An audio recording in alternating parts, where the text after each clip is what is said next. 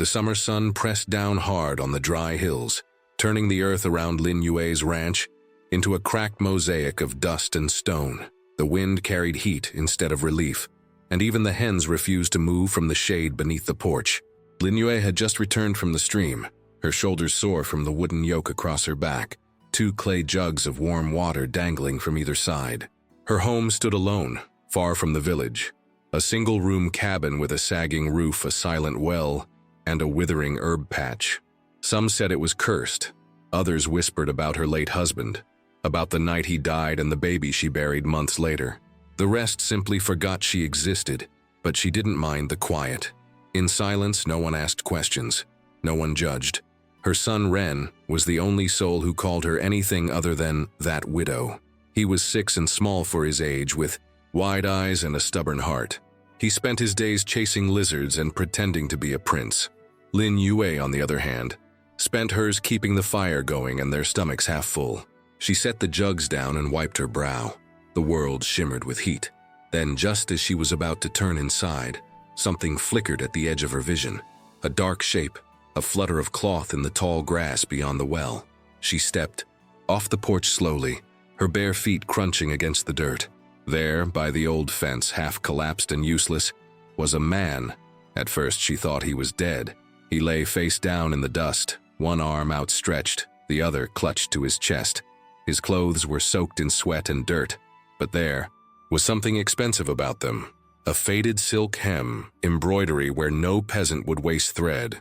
His body was thin, too thin, and a long scar curved from his temple down beneath his jaw, disappearing into a neckcloth. And then he groaned. It was low, ragged, but alive. She dropped to her knees beside him. "Sir?" she asked, reaching gently for his shoulder. He flinched. When he rolled onto his side, she saw his face, pale, hollow-cheeked, eyes sharp but wary, and most of all, unmistakably marked by the ceremonial cut behind his left ear, the kind she'd only ever heard about in stories. A palace eunuch. She froze, not just because of what he was, but because no eunuch, especially one in silk, had any reason to be bleeding in the dust outside her forgotten home. Still, she didn't move away. Instead, she whispered, "You need water." He didn't answer. She stood and returned with a small clay bowl. It was all she had, chipped and stained, but cool with well water. She knelt again and raised it to his lips. He didn't drink right away. His eyes, dark, sunken, watching, stayed locked on hers. "I don't want trouble," she said quietly. "Just drink, then go." He took a sip, then another. And then, as if his body had remembered it was alive, he reached up and steadied the bowl himself. When he finished, she set it aside and looked at the gash beneath his ribs, torn through his robes, dried with blood. Not fresh, but not old enough to ignore. "I can clean that," she murmured, half to herself. Again, no reply. She moved slowly, tearing a piece from the hem of her underskirt and dampening it. When she pressed it to the wound, he hissed through clenched teeth but did not push her away. "Who did this to you?" she asked. Still silence. "You don't have to answer," she said after a moment. "But if you're running from someone, you chose the right place. No one comes here." He shifted, barely a nod, or maybe just the wind. When she had done all she could, she placed a folded cloth beneath his head and sat back on her heels. Her hands trembled. "I have nothing to offer," she said. "Not even safety, but you can rest here one night." At last his eyes flickered again, not with fear, not with gratitude, but something else. Recognition, as if he had seen her before, or someone like her. He didn't speak, but he didn't move away either. That night she didn't sleep. She lay on her side, staring at the ceiling beams, listening to his breathing from the corner near the hearth.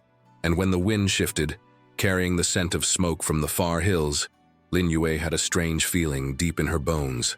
This man wasn't just fleeing something. He was hiding from everything. And tomorrow would not be quiet. Not anymore.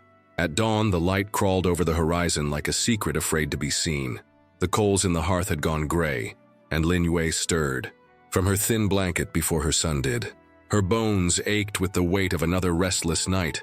The stranger was still there, curled near the low fire, breathing slow, yet never quite still. His hand rested on the bandage she had tied the night before, and his other palm lay open. beside the empty bowl. He hadn't said a single word since she found him. She poured warm water into a shallow dish and crossed the room. "I'll need to check your wound," she said softly.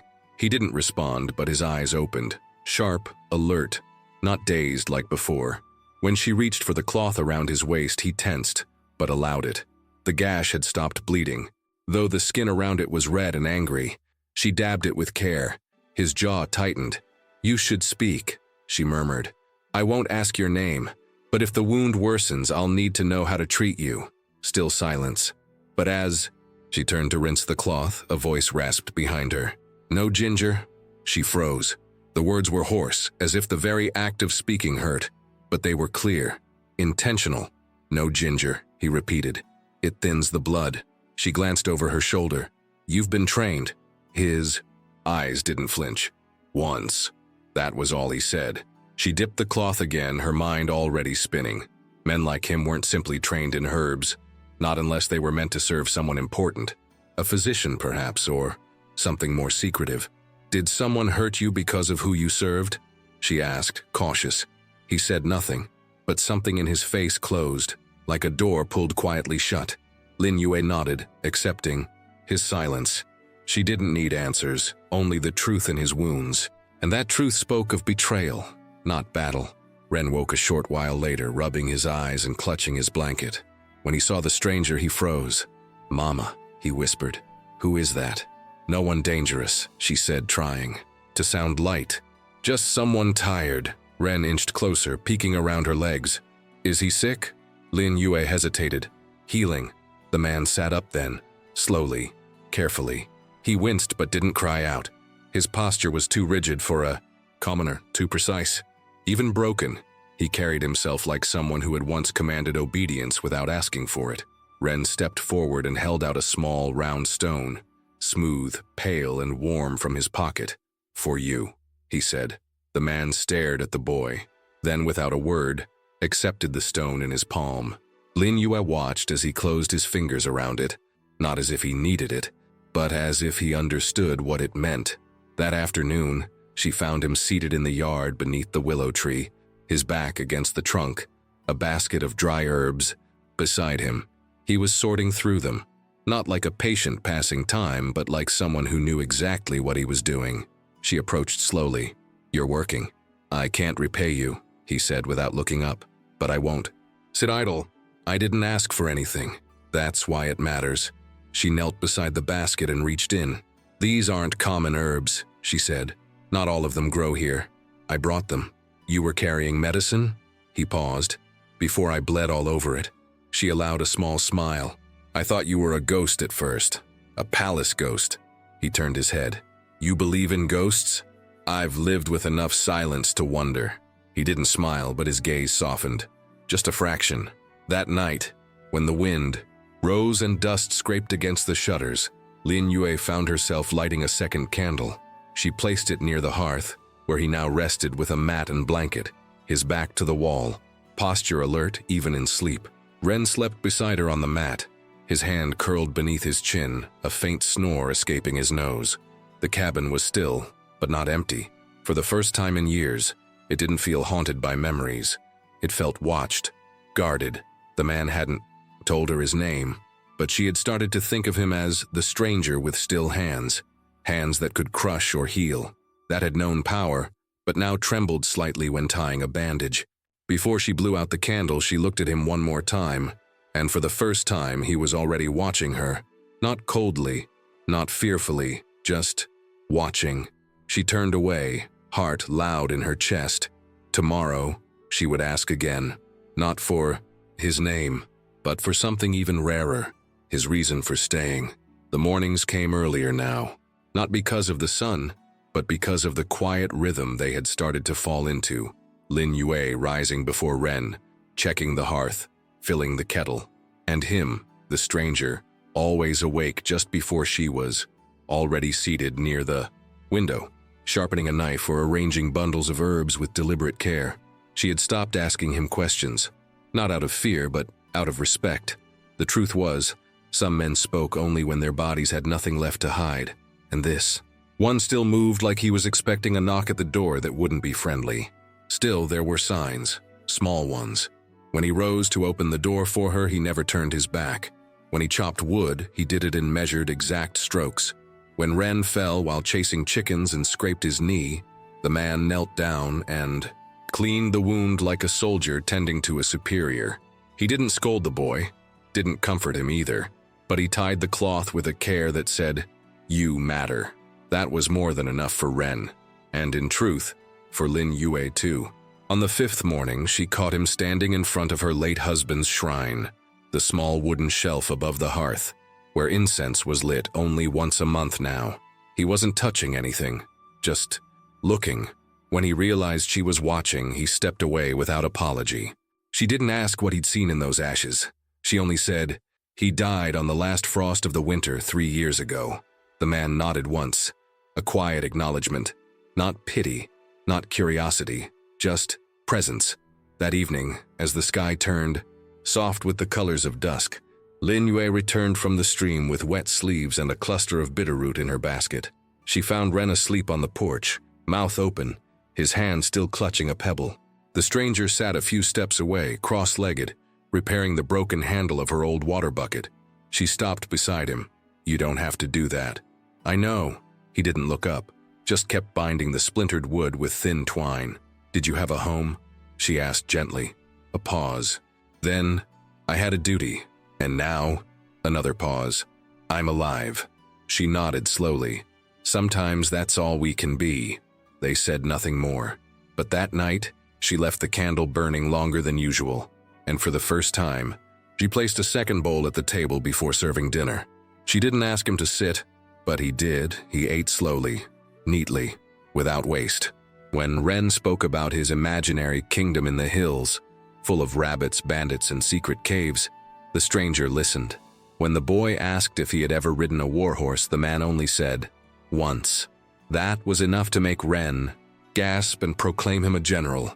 That night, while the wind whispered through the trees and the shadows grew long, Lin Yue lay awake. She thought about how he had reached for the kettle earlier, not as a guest, but as someone used to boiling tea for himself. She thought about the way his eyes followed every movement outside, like he was reading a language only he could see. And she thought about the way she hadn't felt truly alone since the moment she offered him that first bowl of water. The next day, something small changed. He stepped inside carrying 2 rabbits freshly snared, laid them out on the table and said, "I've repaid the first bowl." She looked at him. "You don't have to earn your place." "I know," he said, "but I've always preferred to." Lin Yue prepared the meat in silence. Her hands moved with instinct. Salt, ginger, he allowed it now. Rice wine from a nearly empty jar. He watched, not with hunger, but with interest. "Did your mother teach you to cook?" she asked. "No." He hesitated. "Someone kind did, once." She nodded. They ate together that evening. The stew was thin, but rich with memory. The boy talked less, chewing sleepy-eyed. When he drifted off on the floor mat, Lin Yue and the stranger remained at the table. "I need to call you something," she said suddenly. His brow lifted. "I can't keep thinking of you as the stranger every time I speak to myself." He looked at her, eyes unreadable. "Call me Shui." It was a quiet name, cold like frost, but there was warmth beneath the way he said it, like someone reclaiming something long buried. "Shui," she repeated. It didn't sound strange. In her mouth, only natural. He inclined his head slightly, as if her voice had just given him back something no one else had dared to name. That night, he sat by the hearth longer than usual. And when the fire dimmed to its final glow, Lin Yue saw something unexpected.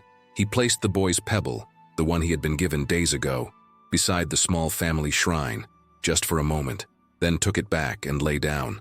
But she had seen, and her chest ached in a way that felt almost like hope. The storm arrived without warning.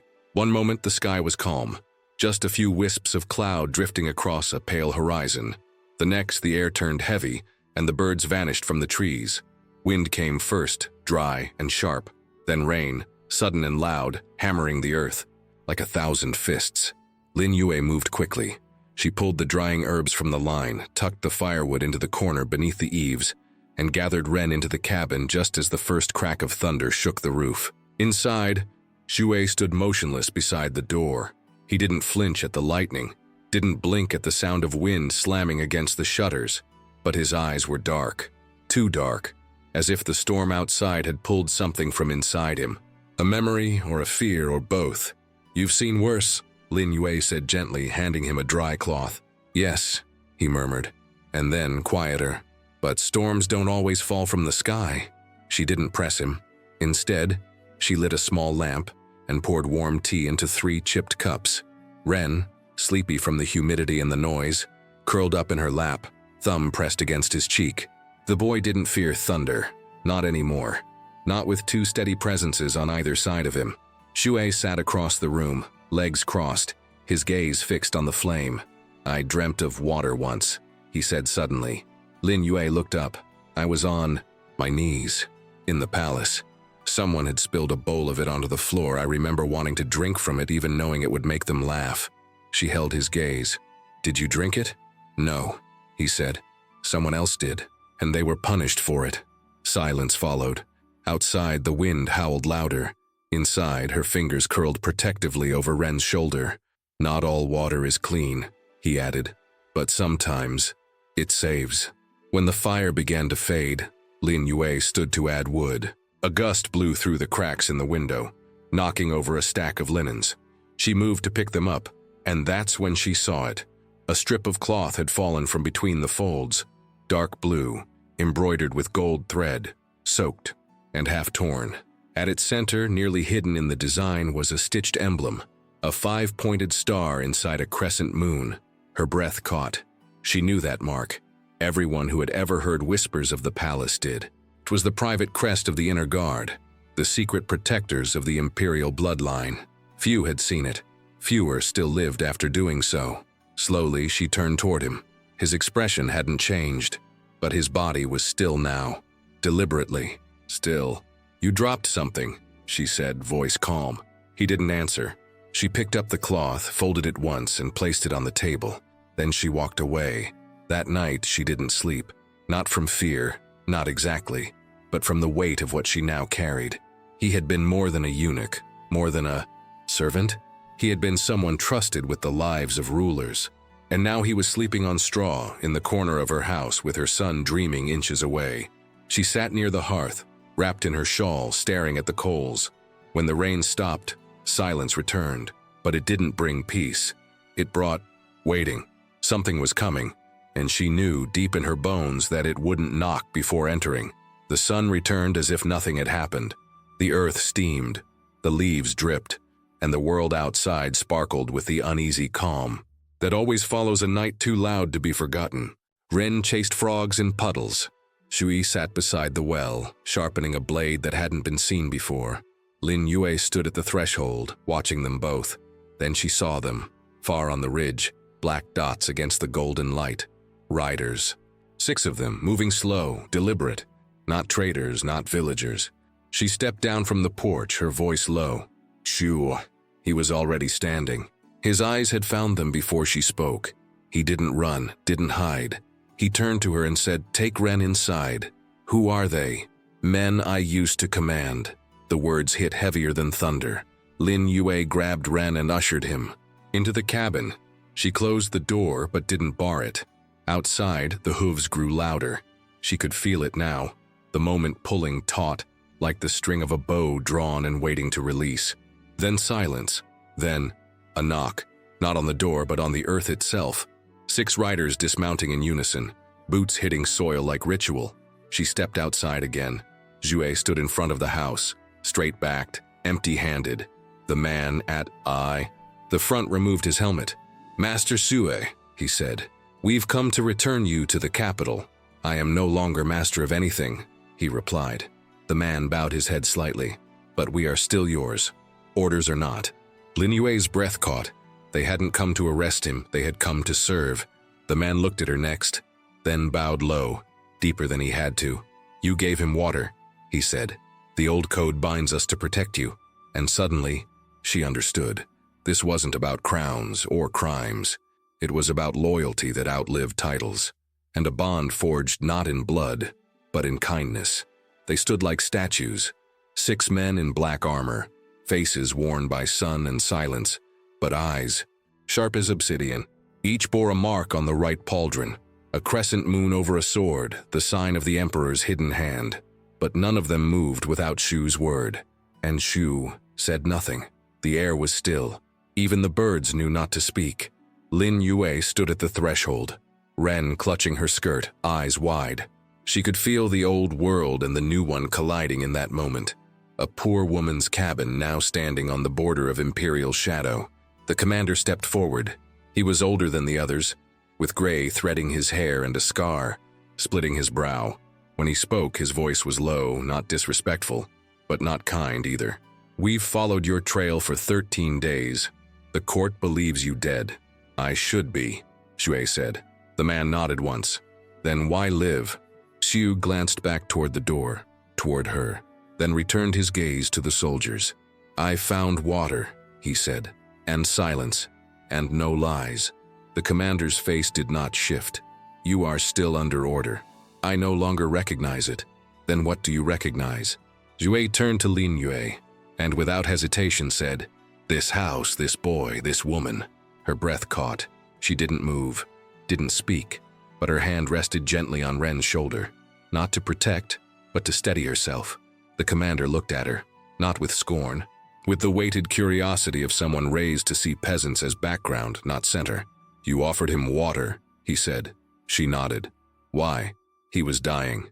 The man blinked. "That is enough," he said, as if surprised by his own words. He turned to Shui. "We were not sent to bind you, only to find you. The Empress is dying. The Emperor has no heir. They wanted to know if you still breathed." "I do," Shui replied. "Then what do you want us to say?" Yu stepped forward, slow, deliberate. He removed a small token from his sleeve, a wooden seal burned at one edge, with the imperial mark faded but still legible. He placed it in the commander's hand. "Tell them I returned it." The man looked at the seal, then at Shui, then at Lin Yue. He bowed low. "Then we will guard the gate until dusk, and we will leave with the morning." "No need," Shui said, but the man raised a hand. "We will guard it, even if you do not. Ask. She gave you water. That marks her in ways even you may not undo." With that, he turned to his men. In unison, they spread out, one by the well, one under the tree, two watching the path, one standing near the rear window of the cabin. Not a word was spoken. No orders were shouted, only silent obedience. Shu exhaled and turned back toward the house. Lin Yue didn't move as he approached. When he stepped onto the porch, he paused. "I didn't know they would come," he said. "I didn't know you would stay," she replied. He looked at her, and something passed between them. Not apology, not regret. A kind of vow neither of them could name. Inside, Ren tugged her sleeve. "Mama," he whispered. "Are they bad men?" She knelt and looked into his eyes. "No," she said. "They're lost men, but they remember who they followed." Shui turned his face away. That evening, a fire was lit outside the gate. The 6 men sat in a circle, sharing dry rice and salted fish. No songs, no laughter, only a perimeter held not by duty, but by remembrance. Inside, Lin Yue boiled tea. She poured 2 cups, one for her, one for him. He didn't speak when he accepted it. He only bowed his head, a gesture not of royalty, but of reverence. She sat beside him, the night soft around them, the boy asleep. "Are they really leaving?" she asked. "They will," he said. "They were never loyal to the throne, only to me." "And you?" He stared at the flame. "I'm not loyal to anything anymore." She looked at him. "That's not true." "No, you came back, you stayed." He didn't answer, but when she touched his hand, he didn't move away. And in the silence between them, surrounded by soldiers, shadows, and memory, Lin Yue realized she had given water to a man who had once protected empires. And now, without asking, he protected her. The soldiers left at dawn. No speeches, no ceremony. Just 6 horses trotting down the narrow path as the sky turned from indigo to gold. Lin Yue stood in the doorway with Ren still asleep inside, her shawl wrapped tight against the breeze. Shui didn't watch them go. He sat beneath the tree near the well, sharpening a blade he hadn't used in years, not because he intended to draw it, but because the rhythm of it reminded him he was still a man, not just a memory. When the last hoofbeat faded, Lin Yue stepped outside and spoke without looking at him. They bowed to you. He paused the blade against the stone. They bowed to what I used to be. And what are you now? He didn't answer. Instead, he set the blade aside and rose. I'm still deciding. She turned to him then. No, you already did. You stayed. That night, he didn't sleep by the hearth.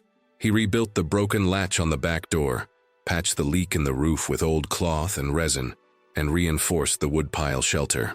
Lin Yue watched from the window as he worked. There was nothing performative about it. No pride, no grandness. Just a man trying to be useful, trying to belong. The next morning, Ren followed him like a shadow. They hunted together, just small game, rabbits and birds. When they returned, Shui taught the boy how to prepare the meat with a steady hand and quiet instruction. He doesn't flinch when you speak, Lin Yue noted as they washed the knives. He doesn't fear silence, Shui replied. It was the closest thing to a compliment he had ever given. Later that afternoon, Lin Yue brought out the old chest from under her bed. Inside were remnants of a life she no longer wore. A red sash from her wedding day, a silver hairpin with a missing pearl and the last coin her husband had touched. She showed them to Shui. He touched none of it, but his eyes lingered on the hairpin. You've had loss, he said. Everyone in the provinces has, she replied. But not everyone survives it with kindness intact. She looked at him. Do you think I'm kind? I think you're dangerous, he said. She blinked. Because you made a man who buried himself come back from the grave. The next week passed in silence and rhythm. Shui built a new fence around the herb patch. Not because she asked, she never did, but because the old one leaned too far to protect anything. He never crossed boundaries. He never entered her space without invitation. But one evening, as the sun set behind the trees and Ren played with twigs in the dirt, Lin Yue stood beside him and said, You don't have to keep fixing things to stay. He looked at her, and for the first time said, Then I'll stay without fixing. Just be. She nodded. And that night, the cabin was quieter than usual. Not empty, but full of something unspoken. Then came the letter. It arrived in a silk pouch tied to the neck of a black mare left untethered at the edge of the path. No rider, no tracks, just the seal pressed into wax. The royal crest faded but intact. Shu opened it alone beneath the tree. Lin Yue watched from a distance. He stood there a long time after reading it. Finally, he brought it to her. You should know what they've asked, he said. She took the scroll. The words were brief. The empress has died, the court is divided. The emperor remembers your name and your silence. Return, or he will fall. She looked at him. What will you do? His voice was low. I don't serve thrones anymore. Then why tell me? Because if I leave again, I won't come back. She stared at the paper, then folded it and handed it back. You can go, she said softly. But you're wrong about one thing. He waited. You already came back once. That means you can again. That night he stood outside the cabin staring at the moon. She joined him in silence. I'm not afraid of power, he said. I'm afraid of becoming what I was. She stepped closer. You gave me water, he said, eyes still on the sky. But more than that, you let me be a man again, not a weapon, not a whisper. She placed a hand on his arm. You were always a man. You just forgot. He turned then and looked at her in full. What if the court sends men again, not loyal ones, not bound by old vows? What if this place burns? She didn't flinch. Then I'll carry water again. He laughed, just once, quiet and broken and real. And in that laugh, Lin Yue heard something she had not heard since the war took her husband. Hope. The trees were losing their leaves. Yellow and gold fell like quiet confessions, blanketing the earth around Lin Yue's cabin. Autumn had crept. In slow, not with frost, but with soft warnings. The kind you only noticed when it was already too late to stop the change. Zhuesh was different now. Not in how he looked or how he moved, but in the way he listened to the wind, as if waiting for it to deliver a message he didn't want. He still helped Ren build traps near the stream, still swept the porch in the early morning, still mended the tools before she even asked. But his eyes carried the weight of a door half open. Lin Yue knew the signs. She had once watched her husband go off to war with the same quiet hunger, not for glory, but for closure.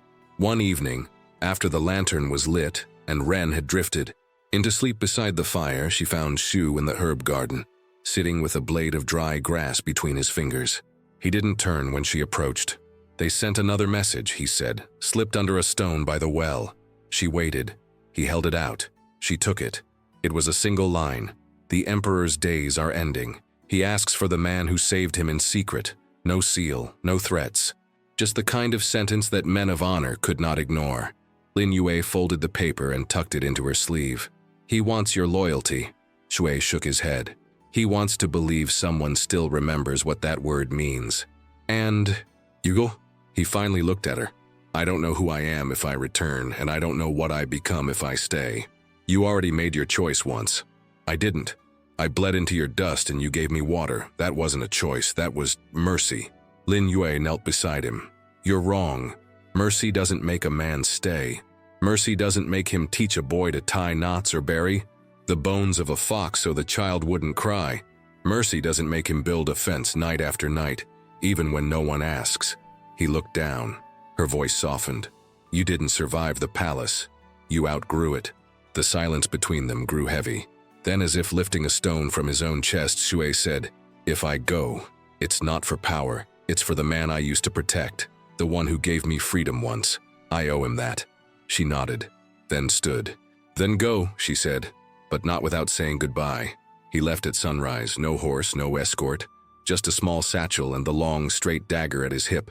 Ren cried when he saw him pack. But who will guard the porch at night? Gu knelt beside him. You will. The boy wiped his eyes. I'm not strong. Shui placed 2 fingers on the boy's chest. You're stronger than you know. He stood then and faced Lin Yue. She didn't touch him, didn't plead. She only said, come back with nothing. Come back with failure, come back wounded, but come back. He nodded, then he turned and walked down the road alone. Winter came early. The first frost bit through the soil within 2 weeks. Lin Yue gathered herbs in silence, cooked slowly, repaired the roof alone. Ren asked fewer questions, slept curled close to the fire. Every morning she swept the porch. Every evening she lit a lantern and hung it by the window. No riders came. No messengers, no letters, only wind, only waiting. And yet she didn't give up. Because something told her that when Zhui left, he hadn't turned away from her. Only towards something he had to finish before he could fully belong. Then, one afternoon, a hawk appeared. It circled once, twice, and dropped something at the edge of the garden. Ren found it first. A folded cloth, blue, with a thin line of red stitching. Inside, a message. He lives. He chose peace. He returns by the red moon. Lin Yue pressed the cloth to her lips. She didn't cry. She didn't fall to her knees. She simply turned to the boy and said, Sweep the porch, Ren, we have a guest to prepare for. And that night, for the first time in months, the lantern by the window burned until dawn. He returned on the night of the red moon. No fanfare, no banners, no retinue of riders. Just a lone figure walking down the ridge path, wrapped in dust, and silence with nothing but the same satchel slung over his shoulder. Lighter now, and his shoulders set like stone. Lin Yue saw him before Ren did. She had stepped outside to collect the last of the firewood when her breath caught. For a moment, she thought her eyes were playing tricks, that the long days and longer nights had folded her hope into illusion. But he walked the same way. Even in the dim red light, she recognized the rhythm of his steps, as if the earth remembered him and gave way accordingly. She didn't run to meet him. She simply waited. And when he stepped into the light of the porch, she said, You came back. I said I would. She tilted her head slightly. Some men say things they don't mean.